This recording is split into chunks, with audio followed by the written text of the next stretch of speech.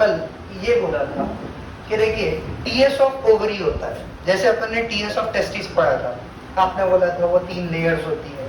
सबसे ऊपर में tunica, tunica albuginea, tunica vaginalis, tunica vasculosa, याद आ रहा? ट्यूनिका एल्बुजिनिया के बहुत सारे इंटरनल पार्टीशंस जिनको सेप्टम बोलते हैं, सेप्टम की वजह से बहुत सारे क्या बन जाएंगे, सेप्टम की वजह से बहुत छोटे छोटे क्या बन जाते हैं, लोब्यूल्स बन जाते हैं। हर टेस्टिस में आपने बोला अप्रोक्सीमेटली 250 से लेके 300 लोब्यूल्स होते हैं। लोब्यूल्स के अंदर में सेमिनिफेरस ट्यूब्यूल्स होते हैं। सेमिनिफेरस ट्यूब्यूल्स कनेक्ट होते हैं रेट टेस्टिस से, रेट टेस्टिस कनेक्ट होता है वेजा एफरंस से, वेजा एफरंस जाके कनेक्ट होता है एपिडिडाइमिस से। ये पूरा स्ट्रक्चर आपने पढ़ा था टीएस ऑफ टेस्टिस के अंदर में। इसी तरह से टीएस ऑफ ओवरीज भी होता है, ठीक है। तो सर टीएस ऑफ ओवरीज में क्या लिखना रहता है? मैंने आपको बोला कि देखो उसी तरह से एज यूजुअल पहले तो आप ओवर कवरिंग्स के बारे में बात कर लीजिए, ठीक है। तो हम जब ओवरीज की बात करते हैं तो हम सिर्फ एक ही कवरिंग पे ज्यादा फोकस करते हैं and that is tunica albuginea, ठीक है। ट्यूनिका एल्बुजिनिया, ये होगी क्या, कवरिंग ऑफ ओवरीज, ठीक। ओवरीज आपको मालूम है प्राइमरी सेक्स ऑर्गन होते हैं। अगर मान लीजिए आप ऐसा एक क्वेश्चन लिख रहे हैं स्टेट बोर्ड की बैच में, ठीक है, कि explain in detail the TS of ovaries, तो आप पहले एक आधा स्टेटमेंट ऐसे लिख दोगे कि ovaries are primary sex organ in case of females, ठीक। उसके बाद में ovaries are present in pair, they are of mesodermal origin. तो ये जो 3-4 छोटे छोटे पॉइंट्स हैं जिनको लिखने में बहुत ज्यादा टाइम नहीं लगता और अगर आपको याद है तो वो आप वहाँ पे लिखोगे, ठीक है। एंड देन फिर आप स्टार्ट करोगे कि externally it is covered by the layer called as tunica albuginea, और ये टफ लेयर होती है, इसीलिए इसका काम क्या है, इंटरनल स्ट्रक्चर को प्रोटेक्ट करने का, ठीक है। इंटरनली जब हम बात करेंगे तो complete ovary is divided into 2 regions. क्या? Ovary is divided into 2 regions, the outer और पेरिफेरल रीजन, ये जो साइड का है, the peripheral region is called as ovarian cortex. क्या बोलते हैं? ओवेरियन कॉर्टेक्स बोलते हैं, ठीक है। द इनर पार्ट, अंदर का जो रीजन है उसको बोलते हैं ओवेरियन मेड्यूला। क्या बोलते हैं? ओवेरियन मेड्यूला, ठीक है। पहले कुछ छोटी छोटी बातें कर लेते हैं। सर मेड्यूला में क्या क्या होता है? मैंने बोला देखो मेड्यूला में जो कुछ भी प्रेजेंट है it is simply referred as stroma. क्या मां? स्ट्रोमा, ठीक है। स्ट्रोमा में क्या क्या होता है सर? मैंने बोला देखो ब्लड या ब्लड वेसल्स जो रहेगी वो रहेगी स्ट्रोमा के अंदर में, प्लस आपकी नर्व एंडिंग्स जो रहेगी वो रहेगी स्ट्रोमा के अंदर में। आई मेरी बात समझ में? ये कहां पर? अंदर के पार्ट पर, किसके? ओवरीज के। क्लियर हो गई बात? फिर आप एक एंट्रेंस देख रहे हो जहां से ब्लड वेसल एंटर करेगी या बाहर निकलेगी, ठीक है। So the point from which the blood vessels enter और leave the ovaries is referred as hilum. ऐसा ही कुछ तो भी किडनीज में भी पढ़ा है, ठीक है। चलिए ठीक, ये हो गया कॉर्टेक्स के बारे में, हाँ सॉरी मेड्यूला के बारे में। ओवेरियन कॉर्टेक्स जो रहेगा इसके बारे में आपको बस एक चीज याद रखनी है। पहले तो आप एक स्टेटमेंट लिखोगे कि ओवेरियन कॉर्टेक्स में आप अलग अलग स्टेजेस ऑफ ओवेरियन फॉलिकल देख सकते हो, ठीक है। तो इन ovarian follicle ovarian cortex there are different stages of क्या चीज? Ovarian follicle.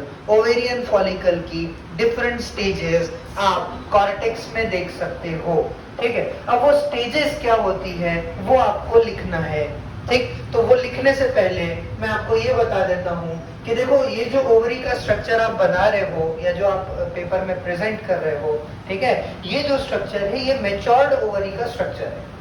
कैसा? मैच्योर्ड ओवरी जो बन चुकी है प्यूबर्टी के बाद का, ठीक है। तो इसका मतलब इसमें प्रीमोर्डियल फॉलिकल्स बने हुए हैं। सर वो प्रीमोर्डियल फॉलिकल्स कैसे बने? तो वो पुराना प्रोसेस आपको याद होना चाहिए, योग सैक ओगोनिया, याद आ रहा? ओगोनिया से बना प्रीमोर्डियल फॉलिकल। अब ये प्रीमोर्डियल फॉलिकल्स जो होते हैं ये बंच में प्रेजेंट होते हैं, ठीक है, so the bunch of primordial follicle is referred as egg nest. ठीक, तो इस ओवरी के साइड में ऐसे कई सारे छोटे छोटे बंचेस होंगे, ट्री लाइक स्ट्रक्चर होंगे, जिसमें बहुत सारे क्या होंगे, प्रीमोर्डियल फॉलिकल्स होंगे, और इस स्ट्रक्चर को आप क्या नाम दोगे, इसको बोलते हैं एग नेस्ट। क्या बोलते हैं, एग नेस्ट। और आपको ये याद रखना है कि egg nest is nothing but primordial follicle. क्या चीज है, प्रीमोर्डियल फॉलिकल। ठीक है, अब एवरी मंथ ये एग नेस्ट में से एक, एक्चुअली कुछ बंच स्टार्ट होता है लेकिन एक कंप्लीटली डेवलप हो पाता है। क्यों ऐसा है, रीजन बाद में बताऊंगा जब मेंस्ट्रुअल साइकिल पढ़ेंगे तब। ठीक है, तो मैंने बोला कि ये जो एग नेस्ट है, यहाँ से प्रीमोर्डियल फॉलिकल डेवलप हुआ and now it is converted into what, it is now converted into primary follicle. क्या चीज, प्राइमरी फॉलिकल। ठीक है, उसके बाद में बेटा और थोड़ा सा डेवलप हुआ सर, अब ये कन्वर्ट हुआ सेकेंडरी फॉलिकल में। ठीक है, फिर और थोड़ा सा डेवलप हुआ, it is now converted into matured graafian follicle के अंदर में, मैच्योर्ड ग्राफियन फॉलिकल के अंदर में। ठीक, फिर क्या होगा सर, मैंने बोला बेटा ओवल फॉलिकल का जितना डेवलपमेंट होना चाहिए था हो गया। क्यों होता है डेवलपमेंट वो भी तुमको आगे बताऊंगा जब हम स्ट्रक्चर पढ़ने के लिए जाएंगे तब। ठीक है, अब हुआ ये कि पूरा डेवलपमेंट हो गया फॉलिकल का। ठीक है, अब वो इससे ज्यादा डेवलप होने वाला नहीं है। फिर एक स्टेज आएगी जब ये फॉलिकल जो है ये जाकर चिपक जाता है किससे, ओवरी की वॉल से।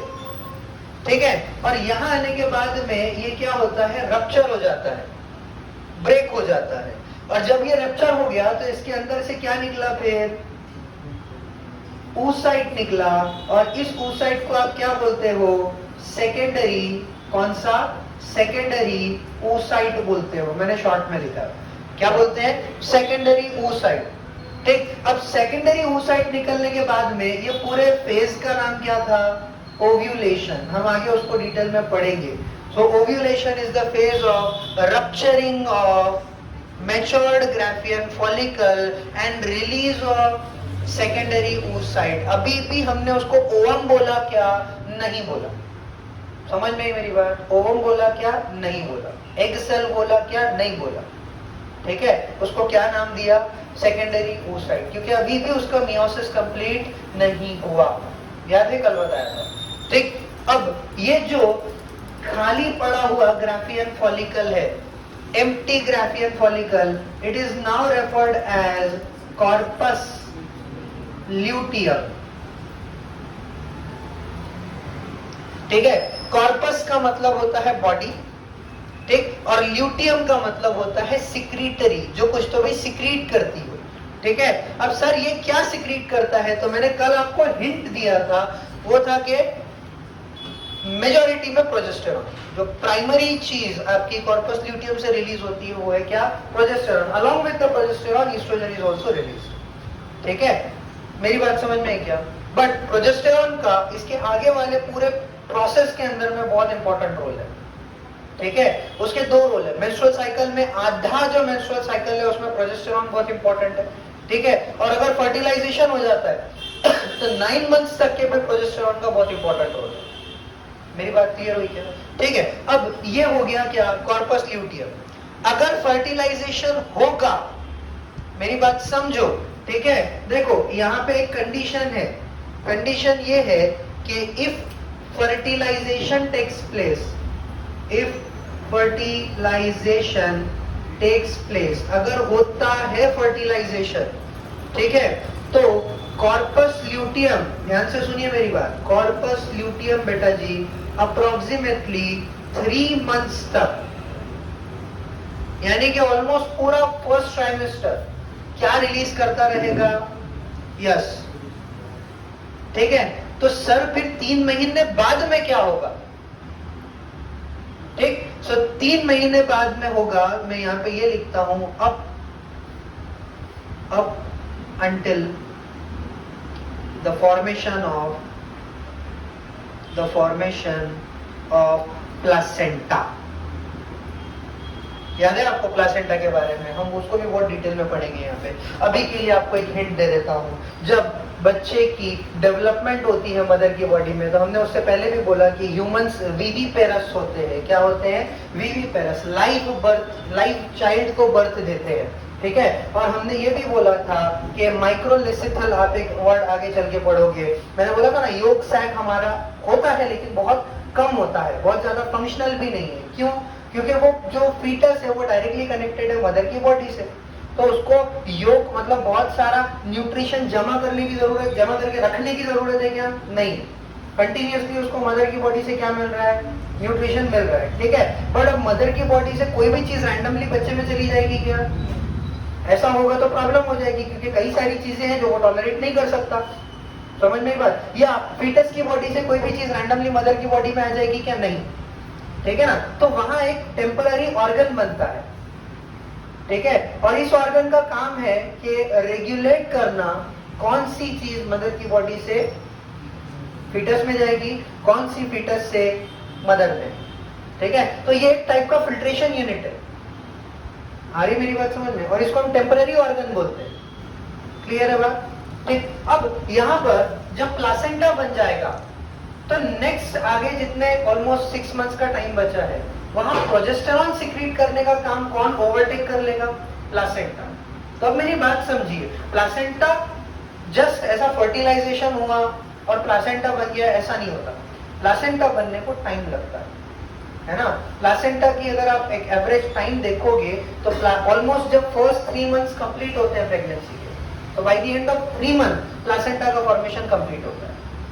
आई मेरी बात समझ में? इसका मतलब ऑलमोस्ट फर्स्ट ट्राइमेस्टर जो है प्रेगनेंसी का, ठीक है, उसको मेंटेन किसने करके रखा? फिर प्रोजेस्टेरॉन, जो किसने सिक्रीट किया? आई मेरी बात समझ में?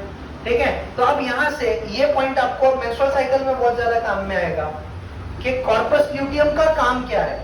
कॉर्पस ल्यूटियम का काम है प्रोजेस्टेरॉन सिक्रीट करते रहने का, लेकिन कब तक? अगर फर्टिलाइजेशन हुआ तो प्लासेंटा फॉर्मेशन तक। बट सर अगर फर्टिलाइजेशन नहीं हुआ तो? सवाल समझ में आया मेरा? अगर फर्टिलाइजेशन नहीं हुआ तो क्या होगा? अगर फर्टिलाइजेशन नहीं हुआ तो आपकी बॉडी को थोड़े ही दिनों में ये पता चल जाता है कि फर्टिलाइजेशन नहीं हुआ, और जब फर्टिलाइजेशन नहीं हुआ तो ये स्ट्रक्चर धीरे धीरे डिजेनरेट होने लगता है, and then it is converted into corpus albicans. क्या नाम? Corpus albicans. और कॉर्पस एल्बिकन्स बेटा जी कोई हार्मोन सिक्रीट नहीं करता, प्रोजेस्टेरॉन सिक्रीट नहीं करता। आई मेरी बात समझ में? पॉइंट क्लियर हुआ यहाँ तक के? तो इतनी स्टेजेस ऑफ फॉलिकुलर डेवलपमेंट आपको टीएस ऑफ टेस्टी में बतानी। समझ में मेरी बात? टीएस ऑफ टेस्टिस में एक बार फिर से रिपीट कर रहा हूँ, आप बात करोगे ऊपर की लेयर ट्यूनिका अल्बुजिनिया है, अंदर जाएंगे तो 2 पार्ट, सुपरफिशियल या पेरिफेरल पार्ट को बोला कॉर्टेक्स, अंदर के पार्ट को बोला मेड्यूला, मेड्यूला के अंदर में स्ट्रोमा, है ना। स्ट्रोमा में ब्लड वेसल्स, नर्व एंडिंग वगैरह वगैरह, ठीक है। कॉर्टेक्स में जाएंगे तो different stages of follicular development, ये सब एक साथ नहीं होता, ये पूरे मेंस्ट्रुअल फेजेस की आप बात कर रहे हो, ठीक है। मतलब यहाँ से लेके यहाँ तक आने तक के ही 28 डेज लगते हैं, ठीक। वो आपको आगे चल के बताऊंगा। सर स्टार्टिंग कहाँ से होती है? तो बोला देखो प्रीमोडियल फॉलिकल तो बर्थ के पहले से बन के रखे हुए हैं, है ना। अब ये प्रीमोडियल फॉलिकल डेवलप होगा, प्राइमरी बनेगा, सेकेंडरी बनेगा, टर्शरी, कुछ टेक्स्ट बुक्स टर्शरी भी बोलती है, ठीक है, पर कुछ में डायरेक्टली मैच्योर्ड ग्राफियन फॉलिकल बोला हुआ है, ठीक है। तो मैच्योर्ड ग्राफियन फॉलिकल बनेगा। आई मेरी बात समझ में? अब ये जो मैच्योर्ड ग्राफियन फॉलिकल है ये रप्चर हो जाएगा, सेकेंडरी वो साइड गैमेट निकल गया, और ये गैमेट निकल के कहाँ गया? कल भी आपको बताया था, ये गैमेट निकल के गया है फेलोपियन ट्यूब में, और फेलोपियन ट्यूब के कौन से पार्ट में? एम्प्यूला में, ठीक है। एम्प्यूला में ये फीमेल गैमेट जाके यहाँ पे वेट करेगा, किसका? स्पर्म का, ठीक है। तो ये जो फीमेल गैमेट है जिसको आप क्या बोल रहे हो? सेकेंडरी oocyte, इसका स्ट्रक्चर भी हम देखेंगे, और इस मैच्योर्ड ग्राफियन फॉलिकल का भी स्ट्रक्चर हम लोग देखेंगे। आई मेरी इतनी बात समझ में आपके? यहाँ तक के पॉइंट्स क्लियर है क्या? ठीक। अगर आपके यहाँ तक पॉइंट्स क्लियर है तो फिर हम आगे बढ़ते हैं और बात करते हैं कौन से प्रोसेस के बारे में? oogenesis, ठीक है। एक बार फिर से आपको शॉर्ट में oogenesis जो है वो समझा रहा हूँ, मेरी तरफ ध्यान से देखो। देखो oogenesis का पूरा जो प्रोसेस है वो एटलीस्ट कितनी स्टेजेस में होगा? 2 स्टेजेस में। एक को हम नाम देते हैं प्री एम्ब्रियोनिक और एक को नाम दे देते हैं पोस्ट एम्ब्रियोनिक, ठीक है। यानी कि बर्थ के पहले, और सॉरी प्री एम्ब्रियोनिक नहीं, उसको आप बोलोगे कि प्री बर्थ बोल दो, ठीक, यानी कि बर्थ से पहले और आफ्टर बर्थ, ठीक है। या आफ्टर प्यूबर्टी बोलोगे तो भी चलेगा, क्योंकि बर्थ से लेके प्यूबर्टी तक के कोई डेवलपमेंट नहीं होता, सिर्फ डिजेनरेशन होता है, जिसको अट्रेशिया बोलते हैं, ठीक है। तो हम स्टार्ट करेंगे कहां से? हम स्टार्ट करेंगे एम्ब्रियोनिक स्टेज से। कहां से स्टार्ट करेंगे? एम्ब्रियोनिक स्टेज से। और एम्ब्रियोनिक स्टेज के कब तक के? अप टू 12th मंथ तक के, सॉरी 12th वीक तक के। एम्ब्रियोनिक स्टेज के 12th वीक तक क्या क्या होने वाला है, ठीक। तो हमने बोला कि योग सैक के कुछ सेल्स होते हैं। योग सैक के सेल्स, ये कैसे सेल्स हैं? डिप्लॉइड है। माइटोसिस होगा, क्या बनाएंगे? ओगोनिया बनाएंगे। कैसा है? डिप्लॉइड है। माइटोसिस होगा, क्या बनाएगा? प्राइमरी oocyte बनाएगा। क्या बनाएगा? प्राइमरी oocyte बनाएगा। कैसा है? डिप्लॉइड है। ये प्राइमरी oocyte, अभी तक के सारे सेल्स डिप्लॉइड बनते आए हैं। इसका मतलब ये कौन सा प्रोसेस रहा होगा? माइटोसिस। ये भी कौन सा प्रोसेस है? माइटोसिस। प्राइमरी oocyte है जो किस प्रोसेस में जाता है? मियोसिस में जाता है। अब आपको मालूम है मियोसिस 2 स्टेजेस में होता है, मियोसिस 1 और मियोसिस 2। हर फेज में प्रोफेज, मेटाफेज, एनाफेज, टेलोफेज। तो अगर वो मियोसिस 1 का है तो हम नाम देंगे क्या? प्रोफेज 1, ठीक है। तो यहाँ चल रहा है क्या? मियोसिस 1। उसका स्टार्ट हुआ क्या? प्रोफेज 1। कौन सा? प्रोफेज 1। कॉम्परेटिव वाले उस पर ध्यान देंगे, ठीक है। Meiosis 1 का prophase 1, primary oocyte is restricted in during embryonic stage या before puberty। क्वेश्चन है, the primary oocyte is restricted in, ठीक है। फिर आपको ऑप्शन दिया हुआ रहेगा क्या? प्रोफेज 1, ठीक है, मेटाफेज 1, प्रोफेज 2, एनाफेज 2, इस टाइप का कुछ। तो भी क्लियर है मेरी बात, ठीक। अब एक और एडिशनल पॉइंट याद रखिए कि अगर आपको याद होगा मियोसिस 1 का जो प्रोफेज 1 होता है उसमें और एडिशनल स्टेजेस हैं, वो लेजिपेडिडी, लैक्टोटीन, जाइगोटीन, पेकाइटिन, डिप्लोटीन, डाइकाइनेसिस। याद आ रहा? हाँ, तो इनमें से कौन सा स्टेज है जिसमें वो अटका हुआ है? यहाँ आपको याद रखना है, सिर्फ कॉम्पिटिटिव वाले याद रखिए, बोर्ड के लिए उतना इंपॉर्टेंट नहीं है। मियोसिस का प्रोफेज 1 का डिप्लोटीन जो रहेगा, ये डिप्लोटीन में रेस्ट्रिक्टेड होता है, ठीक है। मियोसिस 1 का, प्रोफेज 1 का डिप्लोटीन फेज जो रहेगा, ये उसके अंदर में क्या होता है? रेस्ट्रिक्टेड होता है। और अब इसी स्टेज में हमने बोला कुछ और सेल्स हैं जिनका नाम है क्या? Granulosa cells. ये क्या करेंगे? प्राइमरी oocyte को कवर अप कर लेंगे एंड नाउ एक स्ट्रक्चर बनेगा जिसका नाम रहेगा प्राइमरी फॉलिकल। क्या नाम रहेगा? Primary follicle, sorry primordial follicle.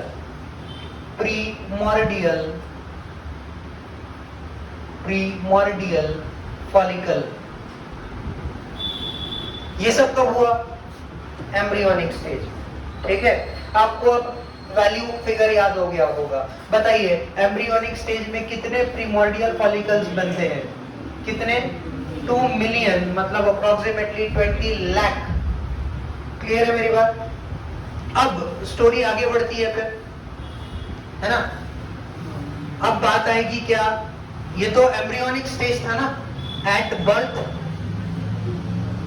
के समय कुछ चेंजेस रहेंगे क्या? मतलब कोई चेंजेस नहीं रहेंगे, बस प्रीमोर्डियल फॉलिकल्स उल्टा क्या हो जाएंगे? कम हो जाएंगे, है ना। कितने बचेंगे at the time of birth? हमने बोला हाफ बच गए। कितना? 1 मिलियन, यानी अप्रोक्सीमेटली कितना? 10 लाख, ठीक है। फिर नेक्स्ट स्टेज में जाएंगे और अब स्टेज आती है क्या? प्यूबर्टी। बर्थ से लेके प्यूबर्टी का जो पीरियड है, कोई चेंज हुआ क्या? कोई चेंज नहीं हुआ। यहाँ पर भी क्या है? Primordial follicles as it is है। Primordial follicles as it is है। कितने बचे?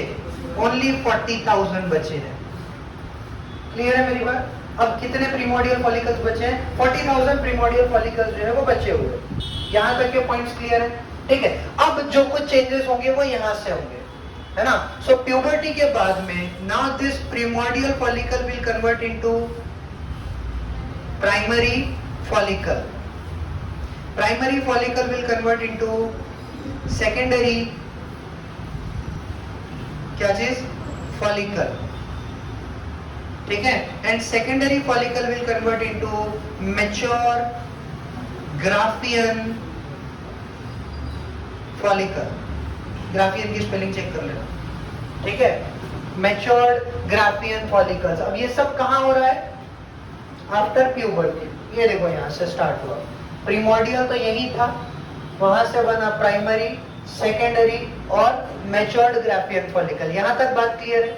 तो ये जो आप बात कर रहे हो ये किसकी है? ये बेटा ऊपर के स्ट्रक्चर की है ना। पूरी बाहर की असेंबली की बात कर रहे हो, तो अभी बाहर की असेंबली डेवलप हुई, अंदर अभी भी मामला वही अटका हुआ है। कहां पे? प्रोफेज 1, ठीक है। और ये पूरी स्टेजेस में वो कहां रहता है? प्रोफेज 1 में ही अटका हुआ रहता है। मतलब यहां पर भी वो क्या रहेगा? प्राइमरी oocyte ही रहेगा। क्या रहेगा बेटा जी? प्राइमरी oocyte ही रहेगा, सेम अरेस्टेड, ठीक है। बर्थ के टाइम पे भी प्राइमरी oocyte, उसके बाद में प्यूबर्टी के टाइम पर भी प्राइमरी oocyte अरेस्टेड, हाँ, ठीक। अब होता क्या है, जब ये सेकेंडरी फॉलिकल कन्वर्ट होता है मैच्योर्ड ग्राफियन फॉलिकल में, ये वो टाइम है जब ये प्राइमरी oocyte कन्वर्ट होता है किसमें? सेकेंडरी oocyte के अंदर में, यानी मियोसिस 1 कंप्लीट होने का टाइम, ठीक है। तो अगर कभी आपको ये पूछा कि at which stage of follicular development meiosis 1 is completed, तो उसका आंसर क्या रहेगा? Conversion of secondary oocyte to mature Graafian follicle, या फिर conversion of secondary follicle to Graafian follicle. जब वो चेंज होगा तब आपका क्या रहेगा? सेकेंडरी oocyte कन्वर्ट होगा, सॉरी मियोसिस 1 कंप्लीट होगा और बनेगा क्या? ठीक है, प्राइमरी oocyte का कन्वर्जन होगा सेकेंडरी oocyte में। तो प्राइमरी oocyte अभी भी कैसा था भाई साहब? डिप्लॉइड था, पूरा हुआ नहीं ना प्रोसेस, तो क्या था? डिप्लॉइड था, ठीक है। यहां आने के बाद में अब वो डिप्लॉइड रहेगा क्या? नहीं, सेकेंडरी oocyte क्या रहेगा? और बाजू में एक और सेल निकलेगा, वो फर्स्ट पोलर बॉडी जिसको हम बोलते हैं, याद आ रहा? ठीक है। तो यहाँ कंप्लीट हुआ क्या? मियोसिस 1। मियोसिस 1 कंप्लीट हुआ, पूरा मियोसिस कंप्लीट हुआ क्या? तो इसको आप गैमेट बोलोगे क्या? अभी नहीं, क्योंकि एक साइकिल और बाकी है। इसका मतलब यहाँ स्टार्ट होगा क्या? मियोसिस 2। मियोसिस 1 होते बराबर मियोसिस 2 स्टार्ट हो गया। और अब ये जो सेकेंडरी oocyte है, it is again arrested in meiosis 2 का कौन सा फेज बताइए? मेटाफेज 2, ठीक है। और मेटाफेज में बेटा कोई सब स्टेजेस या सब फेजेस नहीं होते। तो यहाँ आपको बस इतना याद रखना है कि सेकेंडरी oocyte कौन सी स्टेज में अरेस्टेड होता है? मेटाफेज 2 में। तो यहां से जो निकला है ये एक्चुअली अरेस्टेड है या हॉल्टेड है या स्टॉप्ड है किस में? मेटाफेज 2 के अंदर में। और रीजन आपको बताया था, है ना।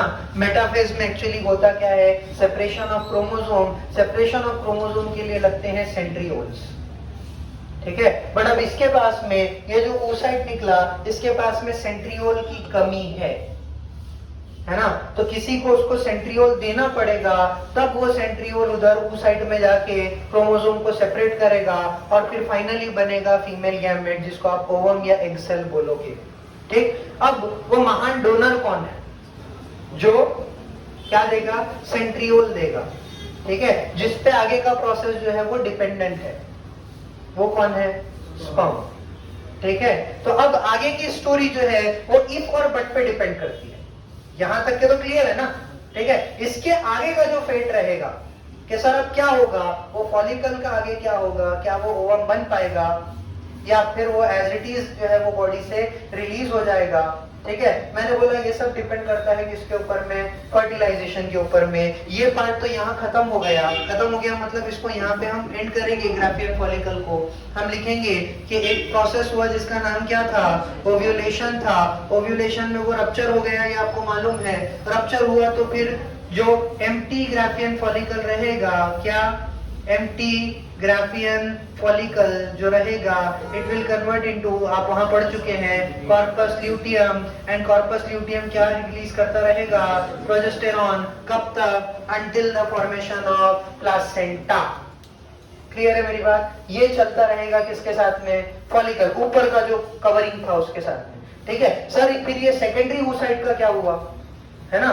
तो सेकेंडरी oocyte का फिर मैंने बोला कि इसका जो आगे की किस्मत है, the fate of secondary oocyte depends upon fertilisation. Fertilisation होता है या नहीं होता, उस पर डिपेंड करता है आगे का प्रोसेस, ठीक है। तो चलिए अब हम दो कंडीशंस ले लेते हैं। यहाँ पे ओव्यूलेशन हो गया, ओव्यूलेशन हो गया, oocyte निकल गया, ये यहाँ से बता देते हैं, ओव्यूलेशन हो गया, ये oocyte जो है ये निकल गया, ठीक। और ये जो स्टेज है इसको मैं ऐसा ना बताते हुए इस तरह से बताता हूँ, ठीक है।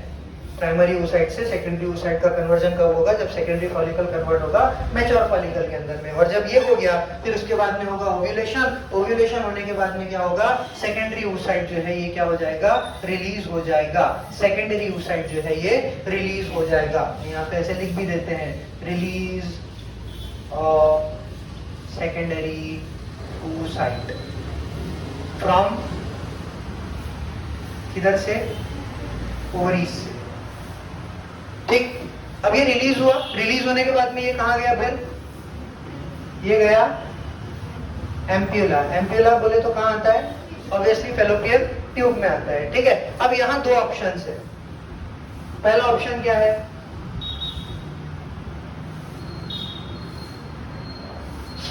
एम्प्यूला। यहां पे मैंने आपको बोला दो ऑप्शंस, पहला ऑप्शन बताइए। पहला ऑप्शन ये है कि अगर स्पर्म आता है तो फिर क्या होगा,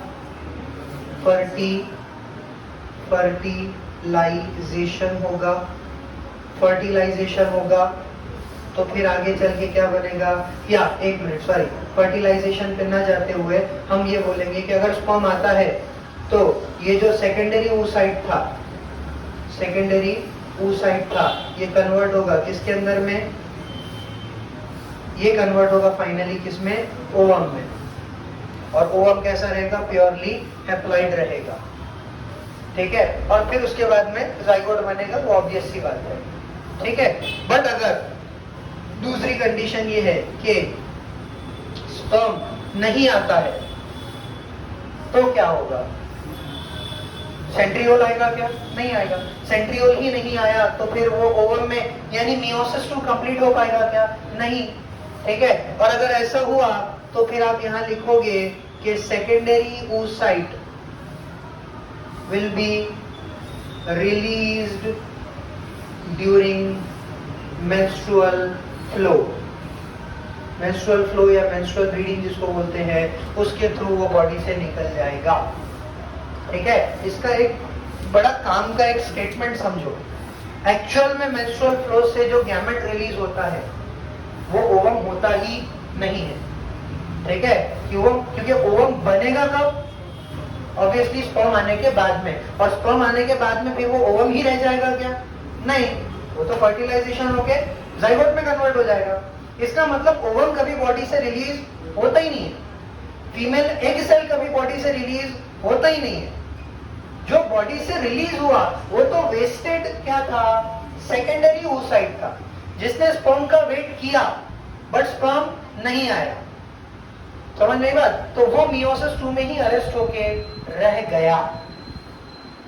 क्लियर है मेरी बात, समझे क्या? तो ये पूरे प्रोसेस को बोलते हैं क्या, oogenesis, ठीक है। तो तुमको हर चीज इतनी डिटेल में नहीं लिखनी, तुमको क्या करना है, ये जो फ्लो चार्ट है इसको समझ लो बस, ठीक है ना, ये स्टेजेस समझ लो, तुम्हारा काम हो गया। क्लियर है मेरी बात, ठीक है। तो ये पूरा प्रोसेस क्या है फिर, oogenesis। क्लियर है मेरी बात, ठीक है। अब टाइम है अपने पास में,